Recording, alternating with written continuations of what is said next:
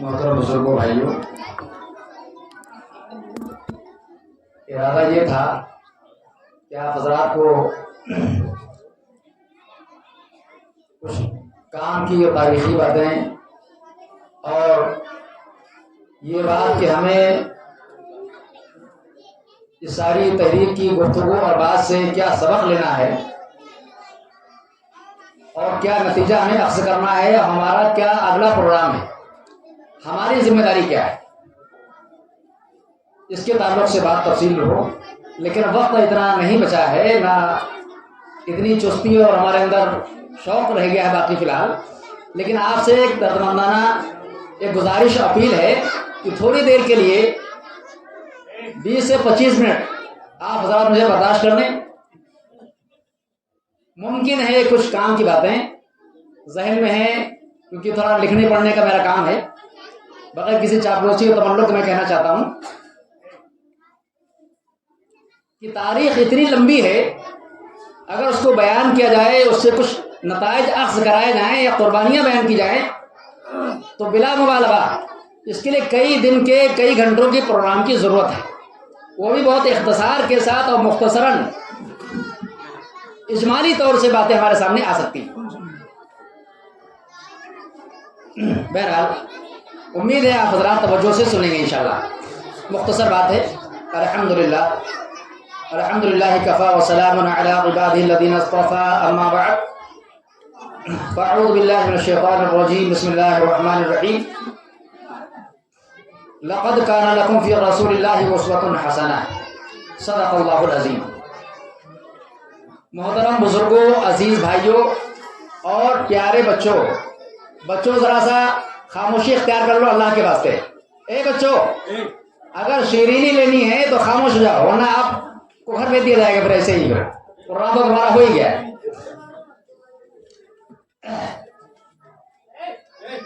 اللہ تعالیٰ کا فضل احسان ہے کہ ہماری بستی میں پڑھے لکھے جن کو کہا جائے آج کے دور میں موجود ہیں اللہ کے فضل سے، وہ نام کے صحیح.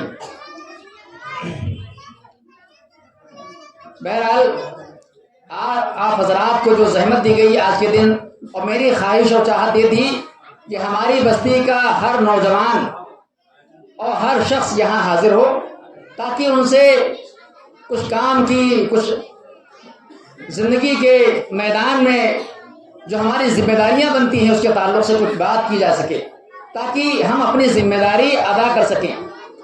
ظاہر سی بات ہے، جب تک انسان کو اپنی ذمہ داریوں کا پتہ نہ ہو، اس کو معلوم نہ ہو کہ میرے کاموں پر کیا ذمہ داری ہے شریعت کی طرف سے، ملک کی طرف سے، ملت کی طرف سے، اس وقت تک وہ اپنی ذمہ داری کو ادا نہیں کر سکتا. مثال اس کی یہ ہے، اگر شادی میں کچھ ذمہ دار متعین نہ کیے جائیں کاموں کے تو آپ بھیڑ تو موجود ہوگی لیکن کام نہیں ہوگا. میرے دوستوں بزرگوں، ہماری حیثیت یعنی مسلمانوں کی اس ملک میں جو حیثیت ہے، خصوصاً ہمارے مسلک کے لوگوں کی، میں صاف ستھری بات کرنا چاہتا ہوں، میں ہماری یعنی علماء دیوبند سے منسلک اور متعلق اور جڑے ہوئے لوگوں کی، کیونکہ ان کو اللہ نے عقل دی ہے، سمجھ دی ہے، ذمہ داریوں کا احساس کچھ نہ کچھ عطا کیا ہے. ہماری اپیل و گزارش ان لوگوں سے بھی ہے جن کے کان بند ہیں، جن کو ذمہ داری کا کوئی احساس نہیں ہے، کیونکہ ان کا اس ملک کے بنانے میں، سنوارنے میں، اس کی قربانیاں دینے میں ان کا کوئی رول نہیں ہے. وہ خوش ہیں کیونکہ ان کا مقصد ہی کچھ اور ہے. ہمارا مقصد کیا ہے کہ ہم اس ملک میں عزت کے ساتھ، عزت نفس کے ساتھ اور اپنے مذہب پر چلتے ہوئے، رہتے ہوئے، سر اٹھا کر کے ہم اس ملک میں رہ سکیں، جی سکیں، ہماری نسلیں رہ سکیں. یہ ہماری خواہش و تمنا ہے. ظاہر سی بات ہے، جسے احساس ہو جینے کا، جسے زندگی عزیز ہو، عزت کی، یہ سوچ و فکر اسی کی ہو سکتی ہے. جس کا کام صرف چند ٹکے اور پیسے حاصل کرنا ہو، جس کا مقصد زندگی صرف یہ ہو کہ وہ اچھا مکان بنا لے، بچوں کے کاروبار اچھے ہو جائیں اور دنیا کی یہ جو ہے رونق اور چمک اسے حاصل ہو جائے، بس یہی زندگی. میرے دوستوں بزرگوں، آپ حضرات کے سامنے ہمارے حضرت مفتی راشد صاحب نے جنگ آزادی کے تعلق سے آپ کو تاریخی باتیں بتائیں. میں آپ کو تاریخ نہیں بتاؤں گا، میں آپ کو تاریخ نہیں بتاؤں گا. ہم کو یہ بتانا ہے کہ ہم ایک احساس کمتری کا شکار ہیں. وہ کیا ہے؟ ہم کو غیروں نے اور خصوصاً آج کے ذرائع ابلاغ نے، جن کو میڈیا کہتے ہیں، گودی میڈیا اور اس کا سوشل میڈیا، اس میں مستقل ایک پلان کے تحت ایک سرکولیشن میں ایک میسج اور اس طرح کی چیزیں چلتی رہتی ہیں کہ مسلمانوں کا ملک تو پاکستان بن گیا، انہوں نے اپنا ملک الگ لے لیا. اس ہندوستان میں اگر رہنا ہے تو ہماری سینا ہے. اول تو آپ کو وہیں جانا تھا اور تب نہیں تو اب چلے جاؤ، اور اگر رہنا ہے تو سینہ تان کے نہیں دب کے رہو، کیونکہ لیبر اور مزدور جو ہوتا ہے نا، وہ اپنے آقا سے، اپنے مالک سے ڈھنگ سے بات نہیں کر سکتا. اگر زیادہ 3-5 کرے تو کان پکڑ کے ترنت اس کو اپنے کام سے نکال دیتا ہے. تو لوگوں کا، ہمارے برادران وطن کا تقریباً اس وقت میں ذہن یہ بنا دیا گیا ہے، اور کچھ مخصوص زعفرانی طبقے نے جو ترقی حاصل کر لی ہے اس کی وجہ ہے خاص. اس کی وجہ یہ ہے کہ اس ملک کی آزادی کے وقت میں جس طرح کی کوششیں انگریز نے اس ملک میں کی تھی. اولاً انگریز جب آیا، میں آپ کو مختصر بتا دوں، ایسٹ انڈیا کمپنی یعنی سب سے پہلے اس نے تجارتی مرکز یہاں بنایا. انگریز اس ملک میں جس وقت میں آیا ہے، اس وقت میں وہ کیا نام ہے، جہانگیر بادشاہ جو تھے، یعنی اکبر بادشاہ کے بیٹے جہانگیر، ان کا دور تھا. 1613 کے اندر انگریز نے سورت کے اندر گجرات میں اس نے ایک تجارتی کمپنی بڑی منت سماجت کر کے، یعنی اس وقت میں جو بادشاہ یہاں تھے، کیونکہ صلیبی جنگیں ہو چکی تھیں، تو جو بادشاہ مسلمان تھے انہوں نے منع کر دیا کہ نہیں، انگریزوں کا یہاں کوئی کام نہیں، یہاں تجارت نہیں کرنے دیں گے تم کو، کیونکہ تم سے بھی خطرہ ہے، تم اتنے مکار اور ہوشیار ہو کہ تم یہاں پر ہمیں ٹکرانے لڑانے کی کوشش کرو گے. بادشاہ نے منع کر دیا. انہوں نے بڑی چاپلوسی کا معاملہ کیا اور کہا ایسا ہے، ہم سے جو چاہو وہ لکھوا لو، ہم صرف تجارت کریں گے، اس کے علاوہ کچھ نہیں. خیر انہوں نے تجارت شروع کر دی. انہوں نے دیکھا کہ آگے، اے بچوں ذرا خاموش ہو جاؤ، ہمارے اساتذہ سے گزارش ہے کہ بچوں کو خاموش کر دیں. آج ان کا امتحان ہے کہ وہ کتنا بچوں کا اثر ان کے اوپر ہے اور کتنا وہ اثر انداز ہے بچوں کے اوپر. حافظ صاحب دھوپ میں نہیں، چھائی میں آئیے ادھر. بھائی مختصر بات ہے کہ ایسٹ انڈیا کمپنی تجارت کرنے آئی تھی. پھر آپ سوچیں گے کہ وہ حکومت کیسے کرنے لگی. اس کی وجہ یہ ہوئی کہ انہوں نے بہت بڑا ملک ہمارا تھا، یہ بنگلہ دیش، پاکستان، برما، یہ سب جو ہے ہندوستان تھا، بہت بڑا ملک تھا، بہت زرخیز ملک تھا. کیوں؟ اس لیے کہ یہاں پر مسلمانوں نے حکومت کی تھی اور کر رہے تھے. مسلمان اس ملک میں ایک فرق جاننے کی ضرورت ہے. لوگ کہتے ہیں کہ مسلمان ایک ودیشی تھے، لٹیرے تھے، اور لوگوں نے، اس حکومت نے جو چل رہی ہے اس نے یہ ذہن بنایا ہے لوگوں کا کہ یہ ملک ہمارا اب تک غلام تھا. کیا کہتے ہیں وہ؟ اب تک غلام تھا، یعنی جب تک کانگریس کا دور حکومت ہے، آزادی ملنے کے بعد بھی، جب تک 2014 میں ان کی حکومت نہیں آئی، اس وقت تک کہتے ہیں کہ اب تک ہم غلامی میں تھے. ایسا ذہن بنایا. آپ سوچئے، آپ سوچیں، ہم سوچ رہے ہیں نا، ہم تو نماز پڑھ رہے ہیں، کاروبار کر رہے ہیں، اور بچے ہمارے تعلیم حاصل کر رہے ہیں، اور سب چنگا ہے. کیا کرے پریشانی بھائی؟ یہ مولوی لوگ خالی ڈرواتے رہتے ہیں، یہ ہو جائے گا، وہ ہو جائے گا. الیکشن کے ٹائم میں کوئی ادھر جا رہا، کوئی ادھر جا رہا. ہمارے اکابرین وہ اپیل پہ اپیل، گزارش پہ گزارش کہ بھائی سوچو سمجھو، بہت نازک دور ہے. تو لوگ کیا کہتے ہیں؟ ارے کچھ نہیں یار، جدھر پیسہ ادھر رخ ہمارا، چلو تم ادھر کو ہوا ہو جدھر کی. تو جو ہمارا جو ہے روشن خیال جو طبقہ ہے، انگریزی پڑھا لکھا طبقہ ہے، اس کے سامنے ہمارے بزرگوں کی جنگ آزادی میں جو قربانیاں ہیں اور جس وجہ سے انہوں نے جنگ آزادی لڑی تھی، ان کے سامنے تو کچھ باتیں ہیں نہیں. وہ اپنے کو غیروں کی باتوں سے متاثر کر چکے ہیں. وہ سمجھتے ہیں کہ ہاں بات تو صحیح ہے, جب پاکستان الگ ہو گیا, ہندوستان میں مسلمان جو بچے کچے رہ گئے تو ان کو تو بھائی ان کے تابع رہنا, اگر مل جائے نوکری تو ٹھیک ہے, نہ ملے تو گھر بیٹھو, کیا پریشانی. نہیں, یہ ہماری مایوسی کی جو وجہ ہے, ہم اپنی تاریخ سے ناواقف ہیں, اپنے حقوق سے ناواقف ہیں, اور ہم اس مایوسی کا شکار ہو چکے ہیں, اس لیے کہ آزادی کی تاریخ ہمارے سامنے نہیں. میرے دوستوں بزرگوں, مختصر یہ ہے کہ اس ہندوستان کی آزادی میں مسلمانوں نے, علماء نے جو خون دیا ہے اس کے برابر غیروں نے پسینہ بھی نہیں دیا. یہ حقیقت ہے.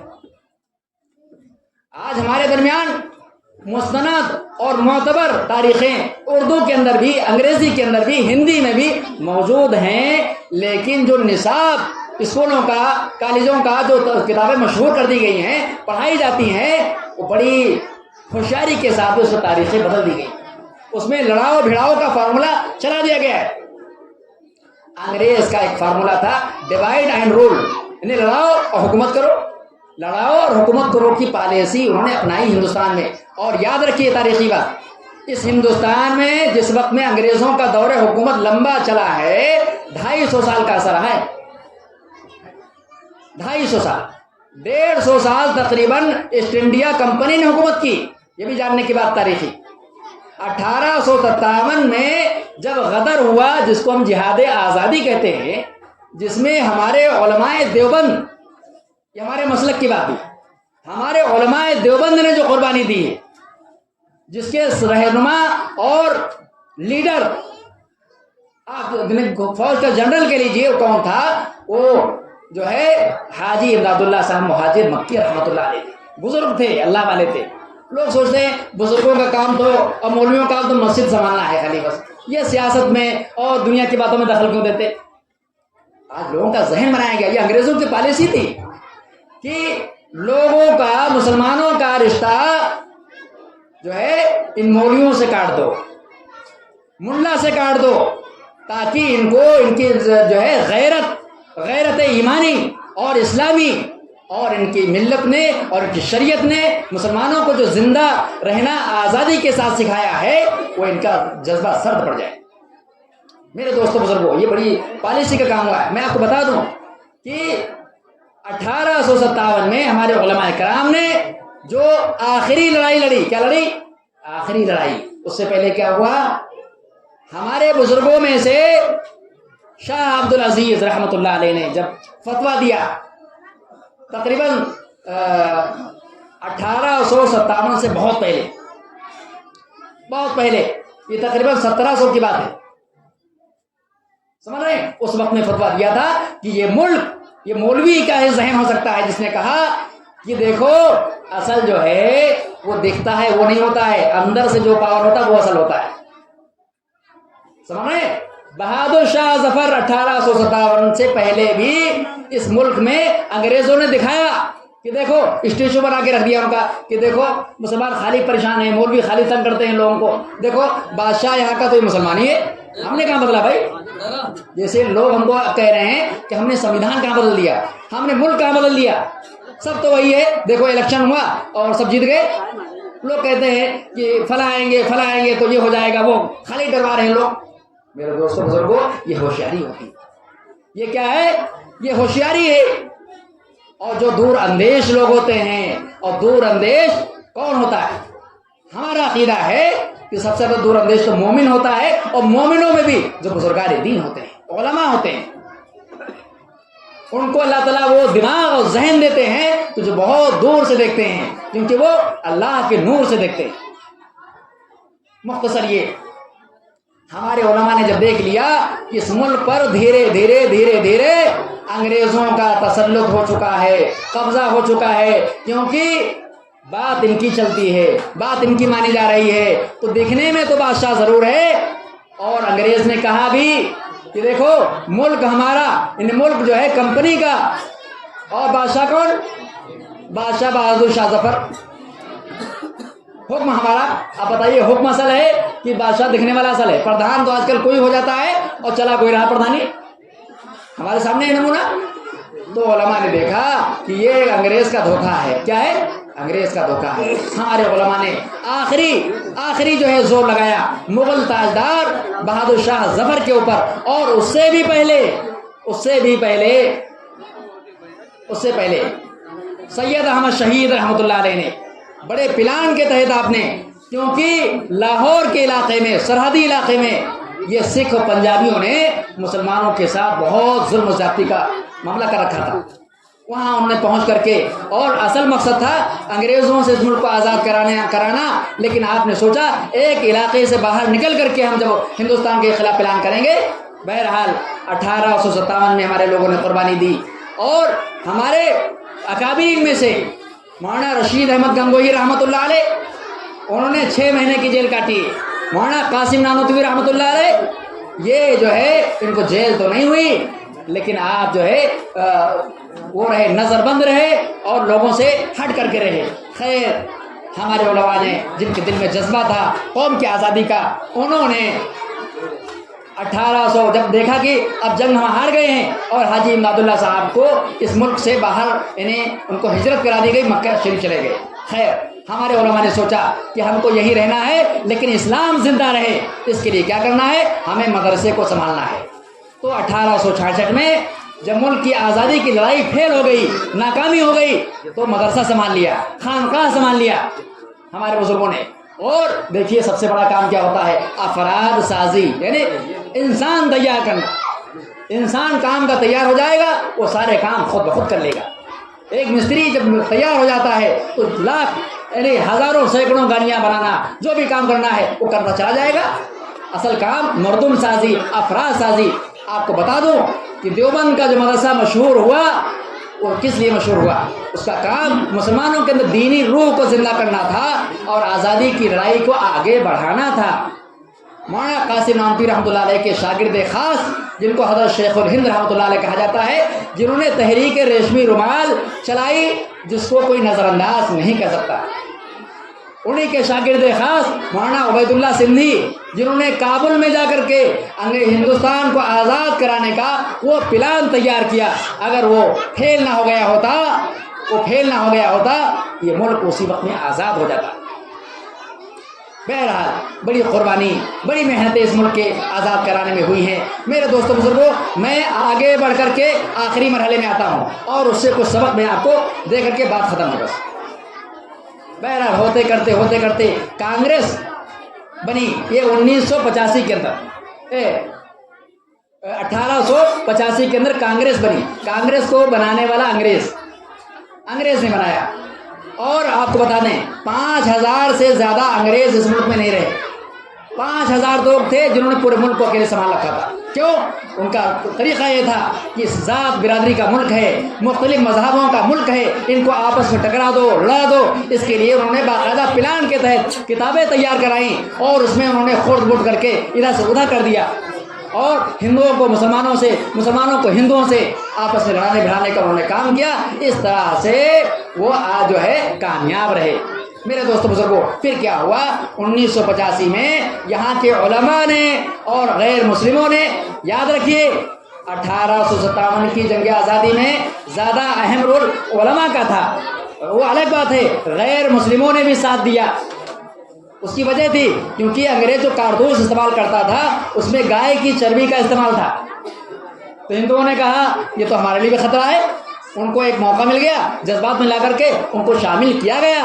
لیکن 1985 سے جب کانگریس بنی ہے اس میں مولانا محمود الحسن شیخ الہند رحمۃ اللہ علیہ نے باقاعدہ مسلمانوں سے اپیل کی اور ہندوؤں سے بھی اپیل کی کہ ہم سب مل کر کے اس دیش کو آزادی میں بھاگیداری کریں. خیر، سب مل کر کے جب وہ پلان کرنے لگے اور تحریک آزادی شروع ہو گئی. پھر گاندھی جی کو لایا گیا. یاد رکھیے گاندھی جی کو باقاعدہ ولایت سے باہر سے لایا گیا. یہ پڑھے لکھے انسان ہیں، ان کو آگے کریں گے تاکہ غیر مسلم ان کے ساتھ میں شامل ہو سکیں.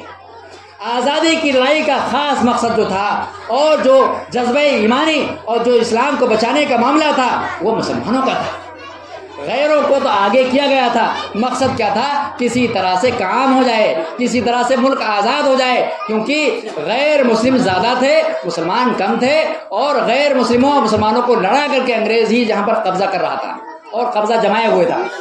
بہرحال آگے چل کر کے کئی موقع پر کئی حالات آئے، پھر مسئلہ کیا آیا؟ دو قومی نظریہ پیش ہو گیا۔ کیا ہوا؟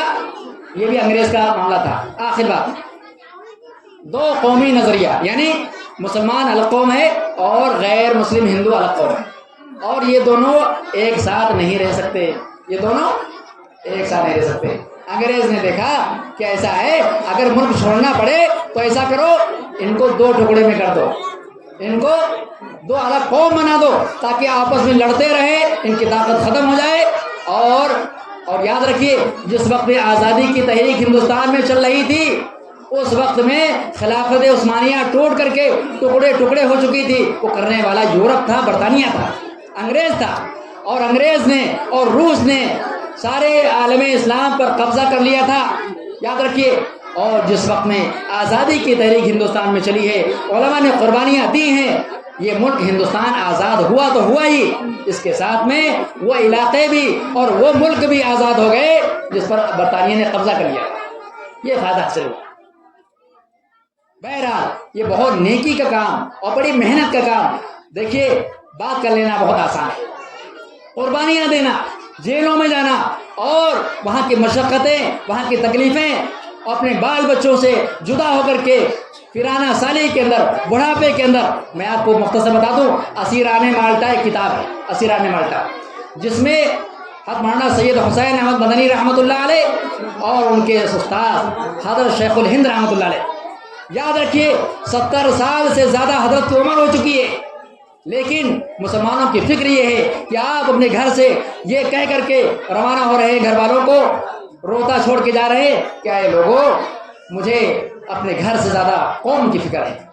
آپ نے کہا کہ یہ کام یہاں رہ کے نہیں ہو سکتا، مجھے ملک چھوڑنا ہی پڑے گا، کیونکہ انگریز میرے پیچھے لگا ہوا ہے۔ آپ نے آپ کے ساتھ میں مولانا مدنی رحمۃ اللہ علیہ اس وقت میں مدینہ شریف میں رہتے تھے، اس لیے ان کو مدنی کہا جاتا ہے، یہ بھی جان لیجیے آپ مدنی کیوں کہا جاتا ہے۔ مولانا محمود مدنی، مولانا ارشد مدنی، مولانا جو ہے حسین رضا مدنی، کیوں؟ حضرت مولانا حسین رضا مدنی رحمۃ اللہ علیہ، ان کے والد محترم اور دادا محترم، انہوں نے ہندوستان سے ہجرت کر لی تھی۔ کیا کر لیا تھا؟ ہجرت کر کے مدینہ شریف جا کے بس گئے، اور ان کا ارادہ تھا کہ واپس نہیں آنا ہے۔ تو ظاہر سے جب وہاں رہنے لگے تو کیا کہلائیں گے بھائی بتاؤ؟ مدینے میں جو رہے کیا کہا جائے گا؟ مدنی کہا جائے گا نا۔ پھر حالات جو ہے آگے پھر پلٹا کے جب کھایا یہاں، تو مولانا حسین مدنی رحمۃ اللہ علیہ وہاں سے واپس آ گئے۔ ان کے بھائی لوگ وہیں رہے، والد محترم وہیں رہے، ان کے گھر مکان وہاں پرانے، لیکن لقب وہی چلنے لگا مدنی۔ بہرحال بہت سے لوگ ڈھونگ رچائے گھوم رہے ہیں، ازہری مدنی تھا، ہے کچھ نہیں، لگائے گھوم رہے ہیں کہ ادھر مدنی تو ادھر مدنی ہو جائے، تو یہ مدنی ہے واقعی میں۔ خیر، مولانا مدنی رحمۃ اللہ علیہ نے حضرت شیخ الہند کے ساتھ میں اسیران مالٹا کتاب میں لکھا ہوا ہے کہ اتنی سخت سردی کے اندر اور پیرانہ سالی کے اندر آپ کو مشقت کیا سزا وہاں دی گئی تھی۔ میرے دوستوں بزرگوں، اس وقت میں جو وضو کرایا جاتا تھا حضرت کو، اتنا سرد وہاں ماحول تھا کہ پیٹ سے پانی لگا کر کے رکھا جاتا تھا، کسی طرح سے کچھ گرمی حاصل ہو جائے۔ اسی جیل کے اندر رہ کر کے حضرت نے ترجمہ قرآن پاک لکھا، تفسیر لکھی، جس کا نام ترجمہ شیخ الہند ہے۔ یاد رکھیے، یہ جیل کے اندر لکھا گیا۔ مولانا حفظ الرحمان سہواروی، مولانا ابوالکلام آزاد، مولانا مدنی، میرے دوستوں بزرگوں، ان کی زندگی کا جب آپ جائزہ لیں گے اور ان کا وقت دیکھیں گے، گھر پہ کتنا گزرا اور جیلوں میں کتنا گزرا، تو پتہ لگے گا آدھا وقت جیلوں میں گزرا، آدھا جو یہاں گزرا۔ خیر، ہوا یہ کہ انگریز نے سوچا کہ ملک تو چھوڑنا پڑ جائے گا، لیکن اس کو ٹکڑوں ٹکڑوں میں کر دو۔ اس نے کیا کیا؟ ایک تو مسلمانوں میں سے چھانٹا ان کو، جو روشن خیال انگریزی پڑھے لکھے لوگ تھے، ان کے دل میں بٹھایا کہ دیکھو مولوی جو ہے نا، یہ دقیہ نوس ہوتا ہے، اس کی سوچ بہت چھوٹی ہے، یہ تمہاری ترقی نہیں چاہتا، تم آگے بڑھو، ترقی کرو۔ یہ مولوی کی دوڑ مسجد تک، ملا کی دوڑ مسجد تک، بس۔ بہرحال علی گڑھ میں جو تعلیم ہوتی تھی اس کو کہتے ہیں روشن خیال تعلیم۔ کیا کہتے تھے؟ ماڈرن تعلیم۔ اور دیوبند میں کیا ہوتی ہے؟ دقیانوسی کی تعلیم. یہاں سے مولوی نکلتا ہے، یہاں سے وکیل نکلے گا، یہاں سے انجینئر نکلے گا. تو انجینئر بڑھیا ہے کہ مولوی بڑھیا؟ مولوی تو خالی نماز پڑھائے گا اور لوگوں کو دین کی بات بتائے گا، بس. اس سے آگے کیا کام؟ تو آئے گی دنیا، دین کیا کام آئے گا یہاں؟ بہرحال علی گڑھ سے جو تحریک اٹھی اس وقت میں، وہ تحریک اٹھی وہ دو قومی نظریے کی، جس کو انگریز چلانے میں کامیاب ہو گیا.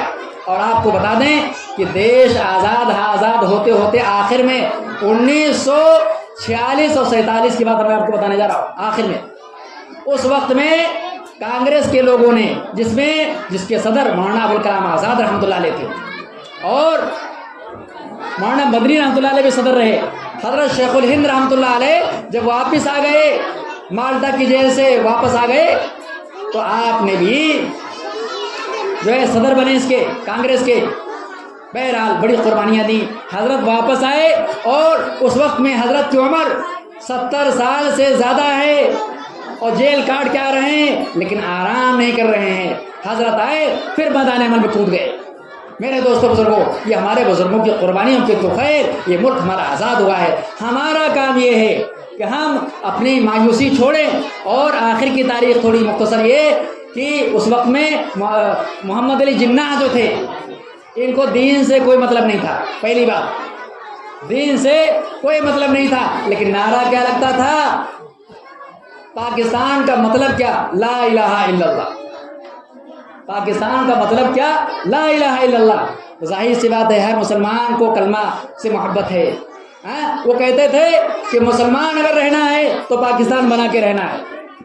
انہوں نے ایسا لوگوں کو بیوقوف بنایا، اور اس کے پیچھے انگریز کی سازش تھی. چرچل اس وقت میں وہاں کا جو ہے جو ملکہ جو وہاں کا بادشاہ تھا، برطانیہ کا تاج برطانیہ، 1857 کے بعد میں تاج برطانیہ کی حکومت یہاں ہوئی. اس سے پہلے ایسٹ انڈیا کمپنی کی حکومت تھی. تو تاج برطانیہ وہاں سے سارے فیصلے ہوتے تھے. دارالعلوم دیوبند مدرسہ بند کرانے کے لیے 3 بار وہاں سے ریزولوشن پاس ہوا کہ ہندوستان میں جنگ آزادی میں جو رول ہے وہ مدرسہ دیوبند کا ہے. اور جب وہاں سے انگریز جو ہے پتہ لگانے کے لیے آتے تو دیکھتے یہاں پر تو پڑھنے لکھنے کا کام اس کے علاوہ کچھ نہیں، نہ اسلحہ ہے، نہ کوئی پمفلیٹ ہے، نہ کچھ ہے. یہ سب بیوقوف ہیں وہاں جو خالی میٹنگ کر رہے ہیں بیٹھے. بہرحال ہمارے بزرگوں نے آخر تک بڑی کوشش کی کہ یہ فارمولہ کامیاب نہ ہونے پائے، کیونکہ ملک اگر بڑھ گیا تو سمجھو لڑنے بھیڑنے کا کام پھر شروع ہو جائے گا. بہرحال محمد علی جناح کو وہاں بلا کر کے انگریز نے سکھایا. دیکھو، انگریز نے کہا اگر تم کو عزت کے ساتھ رہنا ہے تو اپنا الگ ملک بناؤ اور بانٹنے کا کام ہمارا ہے. اس نے کیا کیا؟ جو ہے ماؤنٹ بیٹن کو، لارڈ ماؤنٹ بیٹن کو اس نے وائسرائے بنا کے بھیج دیا اور کہا بٹوارے کا کام تمہارے ذمہ. بلکہ یہ کہا جائے کہ جواہر لال نہرو، ان کو کہا کہ یہ گورنر رہیں گے ہندوستان کے اور محمد علی جناح گورنر رہیں گے پاکستان کے. یہ 10 جولائی 1947 میں ہی انگریز نے وہاں سے فارمولہ بنا کے بھیج دیا. اب بتاؤ، اب آپ بتائیے اس ملک کو الگ بانٹنے میں کس کا کردار ہے؟ کیا مسلمانوں کی، سارے مسلمانوں کی یہ چاہت اور تمنا تھی کہ ہم کو الگ ملک مل جائے؟ نہیں میرے دوستوں بزرگوں. اسی لیے میں آخری بات، بہت کام کی بات، کہ جب محمد علی جناح نے یہ آواز اٹھائی کہ ہم کو الگ ملک چاہیے، تو اس کی باتوں میں، اس کی چکنی چپڑی باتوں میں ہمارے بہت سے روشن خیال لوگ آ گئے. اور روشن خیال جو لوگ تھے ان کا اثر لوگوں پر، عوام پر بھی آ گیا، عوام پر آ گیا. اب مولوی جو لوگ تھے وہ کہتے تھے نہیں بھائی ہم کو یہیں رہنا ہے. تو لوگوں نے یہ کہا یہ مولوی نہیں چاہتا کہ ہم جو ہے مضبوط ہونے پائیں، ہماری بھی کچھ جو ہے ہمارا ملک الگ بن جائے. یہ گویا کہ اسلام کے خلاف ہے مولوی. سمجھیے بات کو. انگریز یہ بتانے میں کامیاب ہو گیا کہ مولوی جو ہے یہ دین کے خلاف ہے. اب بتاؤ، مولوی بھی دین کے خلاف ہوگا؟ کہا یہ آزادی نہیں چاہتے. بہرحال میں آپ کو بتاؤں دردناک داستان تھوڑی سی کہ مولانا مدنی رحمۃ اللہ علیہ اس وقت لاہور میں تھے جب دیش کی آزادی کا پروانہ اور بٹوارے کا معاملہ ہو گیا. حضرت کی داڑھی نوچی گئی راستے میں جب واپس آ رہے تھے. اور یہی روشن خیال مسلمان جو مسلم لیگ میں تھے، وہ صاف بات ہے، مسلم لیگ میں جو لوگ تھے انہوں نے حضرت پر پتھر چلائے. اگر اس وقت میں جو ہے بچایا نہ گیا ہوتا حضرت کو تو لوگ آپ کو راستے مار ڈالتے. مولانا ابوالکلام آزاد کو بھی نوچا کھسوٹا گیا اور علی گڑھ کے اندر کو ذلیل کیا گیا. اسی طرح سے میرے بزرگوں دوستو ہمارے جو اکابرین تھے انہوں نے ان کے ذہن ان کا کہتا تھا کہ نہیں بٹوارا جہاں ہوا ہم اس ملک میں اتنے عرصے سے رہ رہے ہیں, ہماری مسجدیں ہیں, ہمارے مدرسے ہیں, ہماری املاک ہیں, ہماری جائیداد ہیں. جب ہم بھئی ابھی کہا جائے کہ تکیہ پوروا چھوڑنا ہے اور آپ کو لکھیم جا کے بسنا ہے, بتاؤ کیا بیتا کہ ہمارے ذہن پہ. میرے دوستوں بزرگوں تو پاکستان جو بنا وہ چند لوگوں کی چاہت پہ اور ان لوگوں کی چاہت پہ بنا ہے آزادی کی لڑائی میں جن کا کوئی کردار نہیں, آزادی کی لڑائی میں کوئی کردار نہیں. اسی لیے جب یہ ملک آزاد ہو گیا تو گاندھی جی اور جواہر لال نہرو, موتی لال نہرو اور سردار جو ہے ولبھ بھائی پٹیل وغیرہ اور اسی طرح دیگر رہنما جو ہندو تھے ان کو یہ احساس تھا کہ ہمارے ساتھ جیلوں میں اور قربانی دینے میں جن لوگوں نے ہمارا ساتھ دیا ہے یہ وہ لوگ ہیں جو ہمارے اب بھی ساتھ میں. انہوں نے کبھی کسی موقع پر, اور یاد رکھیے جس وقت میں یہاں کی جو ہے اس میں کیا کہتے ہیں ہاؤس میں سنسد کے اندر یہ بل پاس ہو رہا تھا کہ پاکستان الگ ہو کہ نہ ہو, ہندوستان الگ ہو کہ نہ ہو, اس وقت میں ایک اکیلے مولانا حفظ الرحمان سہواروی ایسے تھے جنہوں نے یہ اعلان کیا کہ ہم کبھی نہیں چاہیں گے کہ ملک ہمارا بٹے. اس وقت میں کانگریس نے اس بل پہ دستخط کر دیے کہ ملک یہ بٹنا چاہیے. اب آپ بتائیے یہ جو کہا جاتا ہے یہ ملک میں حصہ ہمارا نہیں ہے. میں آپ کو شعر پڑھ کے سنا دوں آخر میں. جب وطن کو خون کی ضرورت پڑی, جب وطن کو خون کی ضرورت پڑی تو سب سے پہلے ہماری یہ گردن کٹی, پھر بھی کہتے ہیں ہم سے یہ اہل چمن, یہ چمن ہے ہمارا تمہارا نہیں. اور ایک شعر, پتا پتا بوٹا بوٹا حال ہمارا جانے ہے, پتا پتا بوٹا بوٹا حال ہمارا جانے ہے, جانے نہ جانے گل ہی نہ جانے باغ تو سارا جانے ہے. میرے محترم بزرگوں دوستو ہمارے بزرگوں نے قربانی اس لیے دی تھی کہ ہم اس ملک میں عزت کے ساتھ آزادی کے ساتھ اپنے مذہب پہ باقی رہیں. اب ہماری ذمہ داری یہ بنتی ہے کہ غیروں نے جو ذہن خراب کیا ہے ہم کوئی پلان کریں, ہم کوئی پروگرام طے کریں کہ ہم غیروں کا ذہن صاف ہو. اور یاد رکھیے میں آپ کو مولانا بدری رحمۃ اللہ علیہ نے ایک تقریر فرمائی تھی, اس وقت میں ایک اپیل جاری کی تھی جب دیش آزاد ہو گیا اور جگہ جگہ فساد پھیل گیا. کیا کہا حضرت نے, ان کی بات نقل کر کے 2 منٹ کی ختم بات. حضرت نے فرمایا کہ دیکھو یہ تقدیر کا فیصلہ تھا کہ ملک بڑھ گیا اور یہاں پر کہنے کا غیروں کو موقع مل گیا کہ ملک میں ہندوستان میں مسلمانوں کا رہنے کا حق نہیں. آپ نے فرمایا مسلمانوں کو مایوس ہونا منع کیا گیا ہے, مایوسی کفر ہے. اب کرنا کیا ہے, کرنے کا کام یہ ہے اس ملک میں ہم عزت کے ساتھ رہیں. اس کا طریقہ یہ ہے کہ سب سے پہلے ہم مایوسی دور کریں. اس کا طریقہ یہ ہے کہ صحیح تاریخ ہمارے سامنے ہو, صحیح معلومات ہمارے سامنے ہو. ہمارے نوجوان اور ہمارے بچے جو تعلیم حاصل کر رہے ہیں وہ باقاعدہ ان کو بٹھایا جائے اور ان کے سامنے یہ تاریخ دہرائی جائے اور کتابوں کی مستند تاریخ ان کے سامنے لائی جائے. پہلی بات. دوسری بات یہ ہے کہ ہم اس ملک میں ہماری دوہری ذمہ داری, ہم کو چاہیے کہ ہم اپنے مذہب پر رہتے ہوئے اس ملک کو آگے بڑھانے میں, اس کو بنانے میں اور برادران وطن کے دلوں میں جگہ بنانے کے لیے ہم کچھ خدمت کے کام شروع کریں. یاد رکھیے الانسان عبد الاحسان, الانسان عبد الاحسان, کہ انسان جو ہے جو احسان کرتا ہے کسی کے ساتھ میں وہ اس کا بندہ ہو جاتا ہے. اس ملک میں اگر کوئی چیز ہے جو لوگوں کے دلوں میں جگہ بنا سکے تو یہ ہے کہ ہم اپنے کو کچھ فائدے مند ہونا ثابت کریں, اپنے اندر صلاحیت پیدا کریں ہم, تاکہ ملک اور ملت کی خدمت کر سکیں. میں کریں گے انشاءاللہ. اس کے لیے چاہیے تھا کہ ہمارے پاس لمبا وقت ہوتا اور کئی شفٹوں میں یہ باتیں ہمارے سامنے لائی جاتی. ابھی وہ پروگرام جو ہمیں عمل کرنا ہے وہ ہمارے سامنے پوری طرح نہیں آ سکا. ہمیں چاہیے اس آزادی کو برقرار رکھیں. اس کے لیے ہمیں بھی کچھ قربانی دینی پڑے گی. غیروں نے محنت کی ہے, ہم بھی کچھ محنت کریں گے انشاءاللہ. ہم تعلیم کے نام پر محنت کریں. ہمارا جو مدرسہ ہمارے سامنے ہے, یاد رکھیے آپ یہ بھی نہ کہنے لگیں یہ مولوی لوگ یوں ہی کہا کرتے ہیں. دیکھیے میں اپنی بات کہتا ہوں, میرے درد کی بات ہے کہ مسجد کی تعمیر بھی کار ثواب ہے, لیکن یاد رکھیے جس جگہ سے نسلیں بنتی ہیں جہاں سے نمازی تیار ہوتے ہیں، جہاں سے ذہن بنتا ہے، وہ جگہ مدرسہ ہے۔ کیا ہے؟ مدرسہ ہے۔ ہمارا یہ مدرسہ آپ کے سامنے ہے کہ کیسی حالت میں ہے۔ آپ سے دردمندانہ گزارش ہے، اچھی تعداد میں لوگ ماشاءاللہ آج آئے ہیں، اس سے ثابت ہوا کہ آپ کے اندر جذبہ ہے اور فکر ہے۔ آپ یہ کام کریں کہ آنے والے وقت میں ابھی نہیں کہتا، ابھی شروع کرنا ہے، آنے والے وقت میں دل کے اندر ہی جذبہ رکھیں۔ انشاءاللہ جس طرح مسجد بنائی تھی اور دینی کاموں میں حصہ لیا تھا، انشاءاللہ اپنا مدرسہ بنانے میں انشاءاللہ ہم رول ادا کریں گے اپنا۔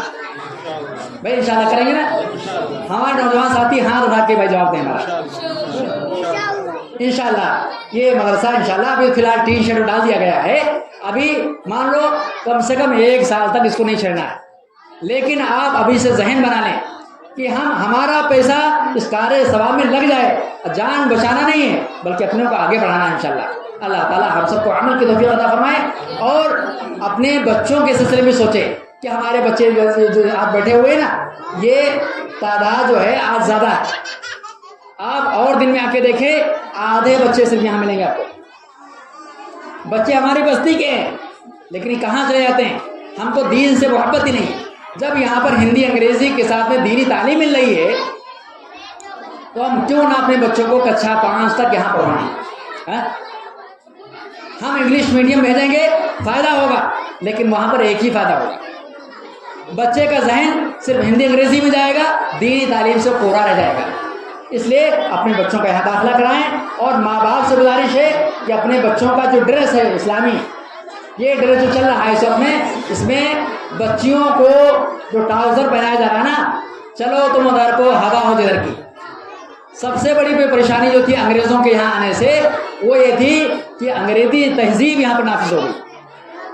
زبان نہیں خراب ہوتی ہے، تہذیب خراب ہوتی ہے۔ ہمیں چاہیے ہم اسلامی تہذیب پر چلیں۔